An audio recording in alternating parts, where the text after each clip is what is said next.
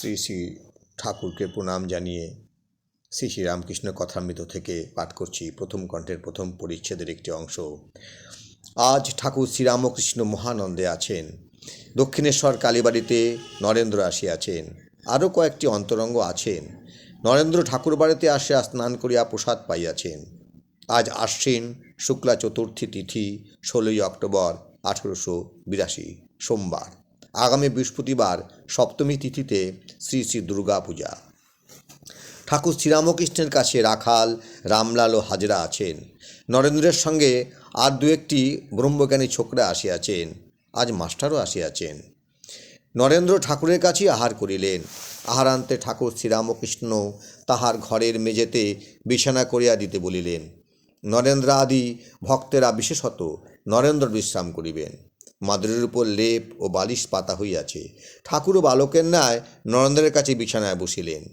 ভক্তদের সহিত, বিশেষত নরেন্দ্রের সহিত নরেন্দ্রের দিকে মুখ করিয়া হাসি মুখে মহা আনন্দে কথা কইতেছেন। নিজের অবস্থা, নিজের চরিত্র গল্পচ্ছলে বলিতেছেন। শ্রীরামকৃষ্ণ নরেন্দ্র আদি ভক্তের প্রতি। আমার এই অবস্থার পর কেবল ঈশ্বরের কথা শুনবার জন্য ব্যাকুলতা হতো। কোথায় ভাগবত, কোথায় আধ্যাত্ম, কোথায় মহাভারত খুঁজে বেড়াতাম। এরেদার কৃষ্ণকিশোরের কাছে আধ্যাত্ম শুনতে যেতাম। কৃষ্ণকিশোরের কি বিশ্বাস!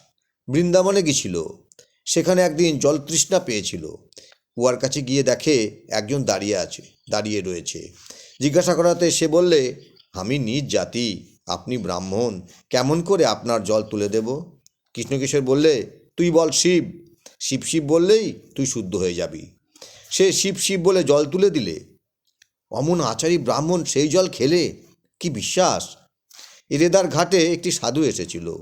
আমরা একদিন দেখতে যাব ভাবলুম। আমি কালীবাড়িতে হলদারিকে বললাম, কৃষ্ণকিশোর আর আমি সাধু দেখতে যাব, তুমি যাবে? হলদারি বললে, একটা মাটির খাঁচা দেখতে গিয়ে কি হবে? হলদারি গীতা বেদান্ত পড়ে কি না, তাই সাধুকে বলে মাটির খাঁচা। কৃষ্ণকিশোরকে গিয়ে আমি ওই কথা বললাম। সে মহা রেগে গেল আর বললে, কি হলদারি এমন কথা বলেছে? যে ঈশ্বর চিন্তা করে, যে রাম চিন্তা করে আর সেই জন্যে সর্বত্যাগ করেছে, তার দেহ মাটির খাঁচা? সে জানে না যে ভক্তের দেহ চিন্ময়? এত রাগ! কালীবাড়িতে ফুল তুলতে আসতো, হলদারির সঙ্গে দেখা হলে মুখ ফিরিয়ে নিত, কথা কইবে না। এর পরের পর্বে আবার পড়ব।